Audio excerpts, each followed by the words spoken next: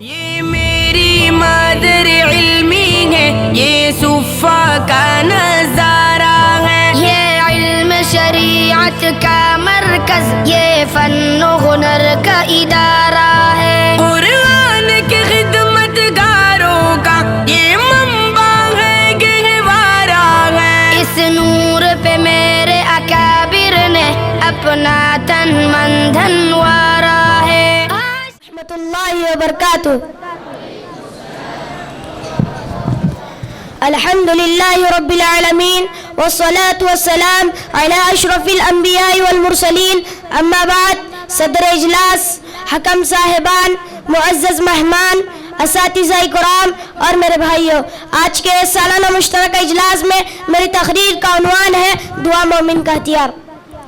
دعا صرف چند الفاظ کا نام نہیں، بلکہ یہ بندے کا اپنے رب کے سامنے عاجزی، محتاجی اور توکل کا اظہار ہے۔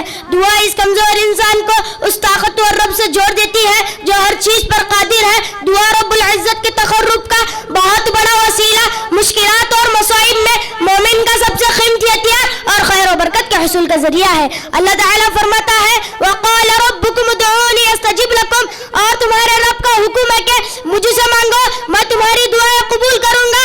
اور ایک مقام پر اللہ تعالیٰ کا ارشاد ہے اجیب دعوت الداعی اذا دعان، یعنی جب بھی کوئی پکارنے والا مجھے پکارتا ہے تو میں اس کی پکار سنتا ہوں۔ محترم سامعین، ہر انسان اپنی زندگی میں کبھی کبھی ایسے حالات سے یقیناً دوچار ہوتا ہے جب اس کے سارے دنیاوی سہارے ٹوٹ جاتے ہیں، امیدیں ختم ہو جاتی ہے، ظاہری اسباب اور وسائل ناکام ہو جاتے ہیں، تو اندر سے ایک آواز اٹھتی ہے کہ ایک سہارا بھی موجود ہے، ایک دروازہ بھی کھلا ہے، وہاں انسان اپنے دکھ سکھ اور مصائب و آلام کی داستان ہر وقت بیان کر سکتا ہے۔ جیسے کہ اللہ تعالیٰ کا ارشاد ہے اَمَّن يُجِيبُ الْمُضْطَرَّ إِذَا دَعَاهُ وَيَكْشِفُ السُّوءَ، یعنی بھلا کون ہے جو بے قرار کی دعا کو قبول کرتا ہے اور زمین میں تمہیں خلافت ادا کرتا ہے۔ اگر ہم قرآن مجید کو اٹھا کر اس کا مطالعہ کریں گے تو ہمیں انبیاء کے کئی ایسے واقعات ملتے ہیں جنہوں نے مصیبت کے وقت اللہ سے دعا کے ذریعے سے مدد مانگی تو اللہ نے ان کی دعا قبول کر لی۔ جیسے کہ حضرت یونس علیہ السلام جب مچھلی کے پیٹ میں تھے تو وہاں سے نکلنے کا کوئی راستہ نہیں تھا، تو حضرت یونس علیہ السلام وہاں پر دعا کا سہارا لیتے ہوئے اللہ سے فریاد کرنے لگے لا الہ الا انت سبحانک انی کنت من الظالمین، یعنی تیرے سوا کوئی اور نہیں اور تیری ذات پاک ہے، بے شک میں ہی اپنی جان پر زیادتی کرنے والوں میں سے تھا۔ یہ دعا کا ہی نتیجہ تھا کہ اللہ نے حضرت یونس علیہ السلام کو مچھلی کے پیٹ سے نجات دی اور انہیں صحیح سالم باہر نکالا۔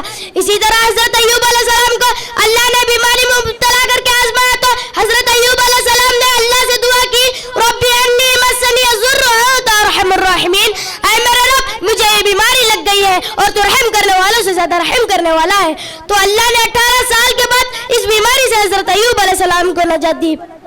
معزز حاضرین، اگر ہم تاریخ کے رخ کو پلٹا کر دیکھیں، ان کا مطالعہ کریں گے تو ہمیں ایسے بہت سارے واقعات ملیں گے جب بھی اللہ کے نبی پر اور صحابہ کرام پر مصیبتوں کے پہاڑ توڑے گئے، حد سے زیادہ ان کا ستایا گیا، حق گوئی سے ان کو روکا گیا، تو ایسے وقت میں انہوں نے جس چیز کا سہارا اور جس چیز کو اپنے لیے ڈھال بنائی وہ دعا ہی ہے۔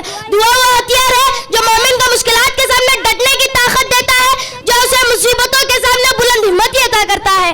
اللہ تعالیٰ اپنے محبوب سے کہتا ہے وَإِذَا سَأَلَكَ عِبَادِي عَنِّي فَإِنِّي قَرِيبٌ أُجِيبُ دَعْوَةَ الدَّاعِ إِذَا دَعَانِ فَلْيَسْتَجِيبُوا لِي، جب میرے بندے میرے بارے میں آپ سے سوال کرے تو آپ کہہ دیں کہ میں بہت ہی قریب ہوں، ہر پکارنے والے کی پکار کو جب بھی وہ مجھے پکارے قبول کرتا ہوں۔ محترم سامعین، حضرت ابراہیم علیہ السلام کو دیکھے جب ان کے لوگوں نے آگ میں ڈالا تو فوراً انہوں نے کہا حسبنا اللہ ونعم الوکیل، تو اللہ نے ان کی مدد کی اور آگ کو حکم دیتے ہوئے فرمایا یا نار کونی بردا وسلاما علی ابراہیم، اے آگ تو ابراہیم علیہ السلام پر ٹھنڈی اور سلامتی والی ہو جا، تو آگ ابراہیم علیہ السلام پر سلامتی والی ہو گئی۔ محترم حاضرین، یہ دعا کا ہی نتیجہ تھا کہ جب غزوہ بدر میں مسلمانوں کی تعداد کم تھی تو اللہ کے نبی ہاتھ اٹھا کر اللہ سے دعا کی تو اللہ آپ کی فرشتوں کے ذریعے سے مدد کی۔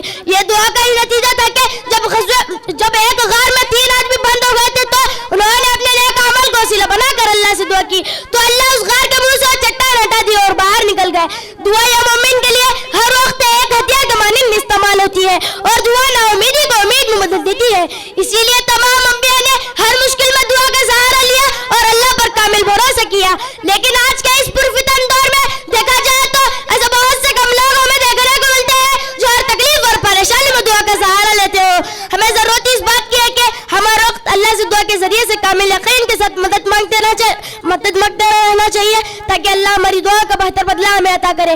آخر میں اللہ تعالیٰ سے دعا کہ اللہ ہم سب کو زیادہ سے زیادہ دعاؤں کا سہارا لینے کی توفیق دے.